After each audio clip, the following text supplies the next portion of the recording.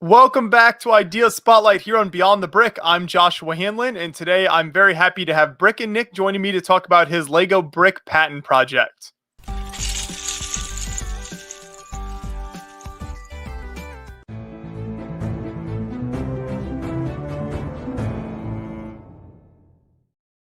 And before we jump on in with this project, I want to thank LME Toys for sponsoring this episode of Ideas Spotlight. Check out LME Toys on eBay, and there's a link in the description to their website for all of your Lego building needs. Now, Nick is a longtime friend of the show. We've had him on the Quarantine Cast live streams. We've featured many of his mocks and different videos over the years, so I'm sure many of you are familiar with him through that, or you watch his own content on all the platforms that Nick is on. So it's always fantastic to chat with you, Nick. Thanks for taking a few minutes to chat about your latest project here. Thank you guys for making some time for me. I am very excited to showcase to you guys, answer as many questions as I can about it, give some hopefully some cool insight into how this project came to life, and hopefully find a few people who are excited to hop on ideas and support it. That's the goal for sure. Yeah, and there will be a link to this project in the description. So if you like what you see today from Nick and like what you hear him chatting about, then definitely go click that link and go over and help him reach that 10,000 vote threshold needed for Lego to consider this a set. But now we can jump on into the build, and you actually have this built there in person, so that'll be great to see it as you kind of show off all the different parts. But start off with kind of the inspiration for this. You know, it's a very unique project, which I think is cool. I don't think I've ever seen anyone really tackle this build before. So what made you decide to go this route with this Ideas project? Yeah, so a lot to unpack there for sure. I would say what really inspired this was seeing that Lego's kind of maybe had a little bit of a shift in what they're looking for from ideas projects. I think it's obviously been very interesting seeing just how many projects have reached 10K over the last year or two, as you know, the pandemic kind of picked up and people were home more and developed a lot more interest in Lego in general. And it's been very interesting to see that they really haven't been improving a lot of ideas that are inspired by, you know, well-known and loved like franchises and stuff like that, like they had in the past. So we saw some awesome projects like the Globe or the Globe and the Van Gogh art piece approved recently. So I was like, what would be something that can appeal to maybe even a little bit of a broader audience than those ones? Basically any Lego fan. And it's something iconic from Lego that no one's ever attempted before and would make a really nice piece for the home.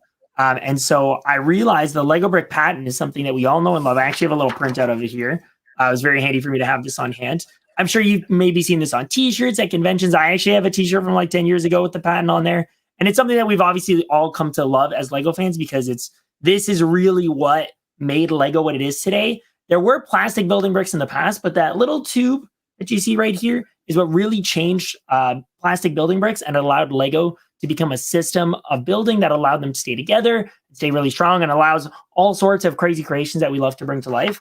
And so I thought, what a great way to honor that by bringing this project to life as a physical build, which I have right in front of me here. I'm going to show you guys. And I thought it'd be cool to kind of give it a little bit of a 3D approach. So like at a distance, you know, it kind of looks I think very similar to the actual drawing. And it's been interesting to see that people have been quite surprised to learn that like this is an actual build. Some people actually had thought I had cut up little Lego bricks and made my own physical version of the diagram. There were no bricks harmed in the making of this project. And they're all just, you know, Lego pieces attached in all sorts of crazy ways to recreate this. Yeah, and that's what makes it so amazing is like you mentioned, it's an iconic document now, and you see it, you know, in different Lego museums or on t-shirts and just all over the place. So capturing this with bricks, I'm sure was not an easy task to do because you've got both the white kind of paper background as well as the 3D bricks that you build out there. So where did you start with this project when actually putting the bricks together? It was the bricks themselves that I started with. I figured if I can't figure out a good way to actually recreate the iconic look of the different variations of how the brick is shown in the diagram, there wouldn't really be much point in trying to pursue it. And I realized pretty early on that like I would be able to decently recreate a lot of the background stuff with what would hopefully be printed tiles in the future. I had to do, of course, some stickers that I created myself, and then a little bit of brick building text for the figure numbers. But yeah, I was getting all the bricks kind of figured out. And then, of course, keeping in mind, how is this all going to attach to a brick built background? So that's kind of how it came together. And did you struggle with finding any of the pieces in the right color there? Because you've got the red, the yellow, blue, all of that. Were all those pretty common pieces that you were able to include in the build? Luckily, for the most part, it was. I admittedly did do a little bit of Photoshop work to make the yellow match the way that the black bricks look. I obviously like the cleaner look of the round tile with the hole in it on the black bricks there. Unfortunately, it doesn't actually exist for yellow, but I know Lego Ideas is okay with you submitting like modifications as long as the piece exists in other colors. You can't just create new pieces, of course, from that. So I've used all real Lego pieces.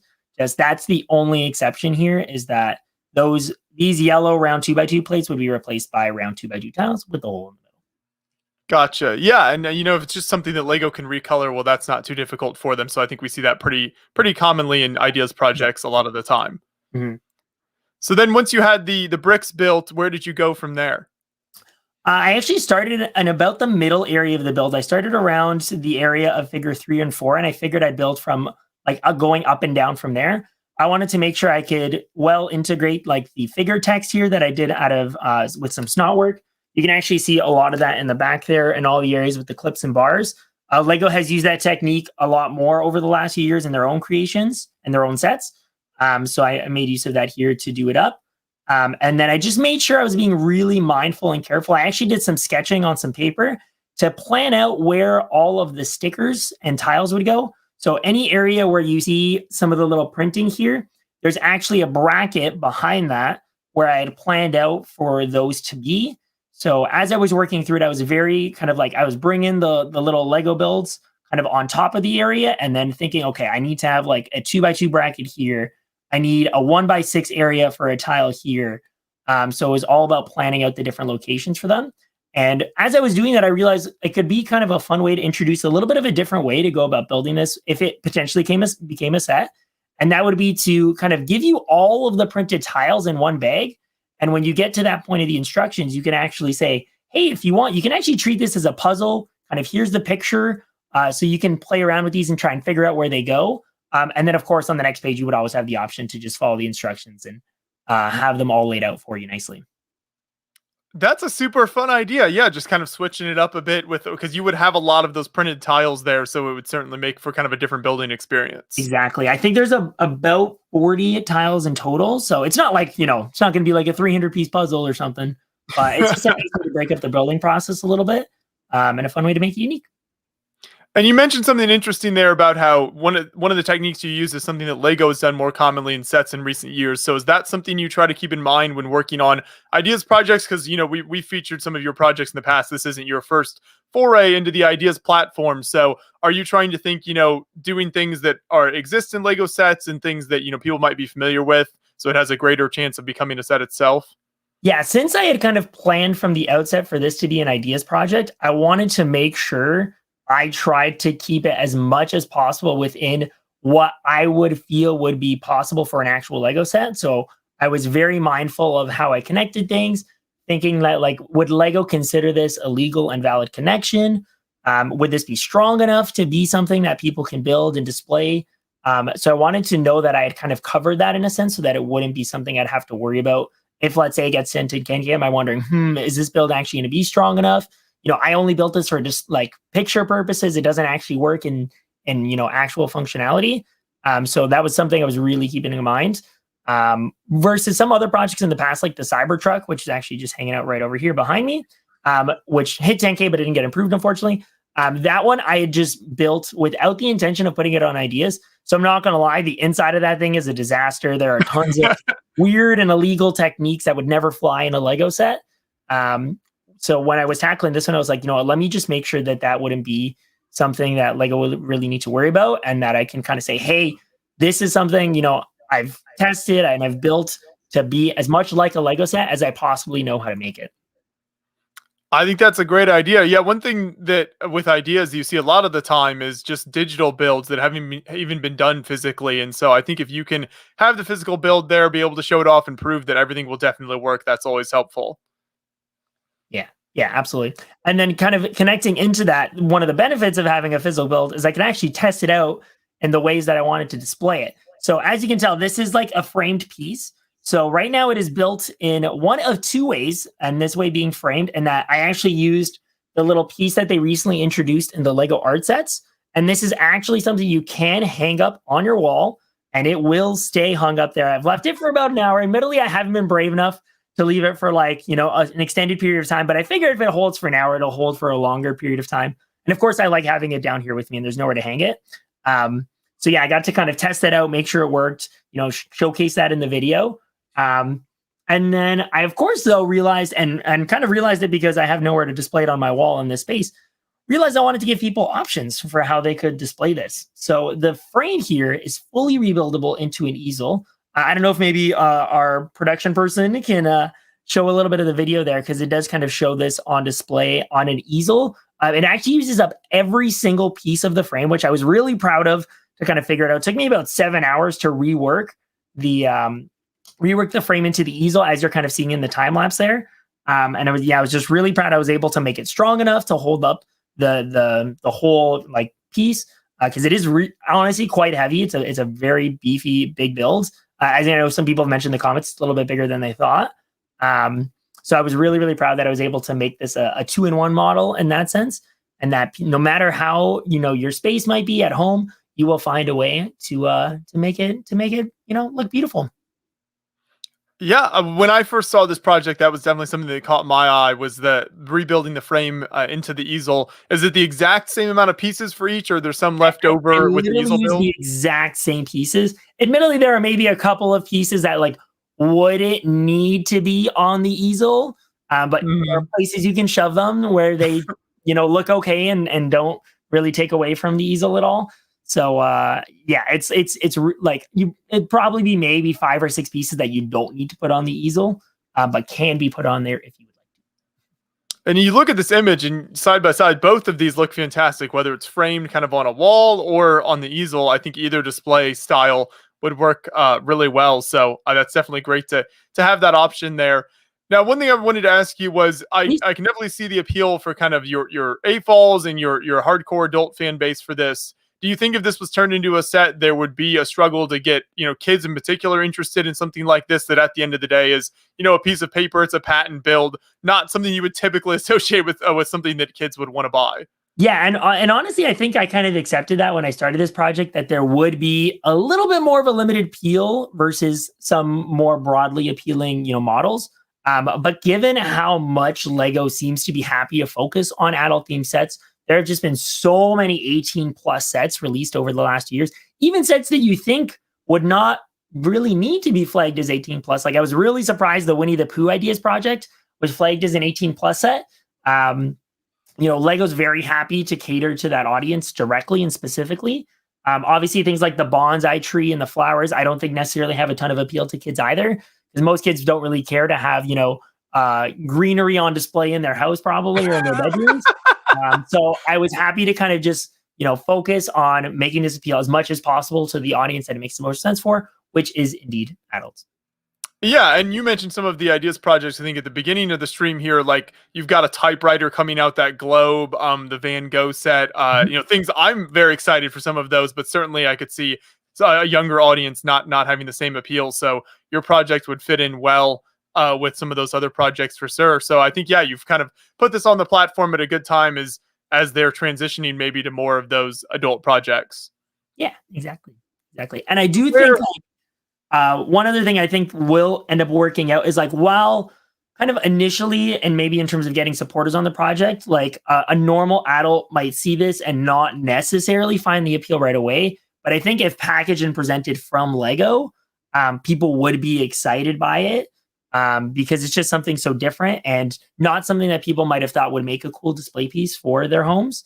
So like, even if you're not a super hardcore Lego fan, if you've enjoyed building Lego sets in general over the last years as an adult, I think this will be something that jumps out, especially when it's in maybe someday a nice black box as they've all been presented in recently. Oh, for sure. Where have you been promoting this project so far? Have there been any avenues outside of kind of the main Lego fan bases that you've been able to find appeal for this, or has it mostly just been Lego fans at this point? It's pretty much been Lego fans at this point. I did throw it up in a couple places on Reddit that aren't Lego specific. I admittedly didn't want to be too overbearing with promoting the project, so I actually in some places just posted the build as is, not highlighting that it was a Lego's Ideas project. So yeah, I thought it was just like good to get an idea of if adult, people in general. Like I posted it on our Geek and got a really good response from people. That's actually where one person had said, "Oh my gosh, I thought you cut up a bunch of Lego." So it was funny to kind of see that. But yeah, there's definitely a lot of excitement for it in general. So I think that kind of made me feel a little bit better that even if maybe I'm not getting a ton of supporters from avenues like that, it shows that hopefully when it does hit 10K someday, and I'm confident it's going to get there, people will be excited about it when they see it. And I think this sort of project could have, appeal even outside of just Lego fans. You think a lot of people who are into kind of design and just that sort of thing in general, where this, very nice, clean looking graphic, I think people would enjoy having this on display for a very iconic product. Yeah, exactly. I know like things like metal prints and lots of different types of art prints have definitely grown in popularity. People love filling their home with cool, unique art. So I definitely think this falls nicely under there too. For sure. Well, great work, Nick. I think it's a great Thank you. project, and it's always wonderful to see the work that you do. Before I let you go here, why don't you let people know kind of where they can find you online? Like I mentioned earlier, there's a link in the description to this project if you want to go over and support it. But what else do you have going on? Yeah, I'm always streaming Lego building on Twitch. So I always enjoy getting to hang out with people, chat live, get inspiration. A lot of the times, the people who are watching actually get to pick the things I build, whether it's by suggesting it or voting on it. So recently, we've actually been working on a pretty fun project of building. This is completely unrelated to the ideas project, but building all 151 Pokemon. I stole a couple pieces from Squirt earlier, so apologies. But my goal is to work through all 151 starters, and people get to vote all the time on which ones I'm doing. So it's going to be really, really fun to work through that. So yeah, twitch.tv/BrickinNick is where you can find me there. I make lots of content on YouTube as well, like video tutorials. I'm slowly working on things like TikTok and, always posting on all the other platforms too. So definitely a lot of fun there. I do want to give a quick shout out to, and maybe incentivize people a little further to hopefully help get the project to 1,000 supporters. I did design a miniature version of this Lego 3D pattern. And I'm going to be uploading a video and instructions for this totally free when the project hits 1,000 supporters. So if you want to have the awesome opportunity to build your own miniature version, which is designed like the brick sketches, has a little place to hang it from or a place to display it on your desk, make sure you get in there and support it so you can get some instructions for this guy too.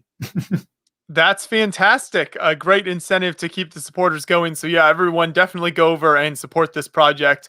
I think it'd be very cool on display, and look forward to seeing more from you in the future, Nick. Thank you. Thanks so much, Josh. I really appreciate you having me. And I've seen so many kind comments in all of the different platforms that you guys are streaming on today. So just thank you to everybody for all of the excitement for the project. And let's just keep it going. That's right. And thank you everyone for watching. We will see you.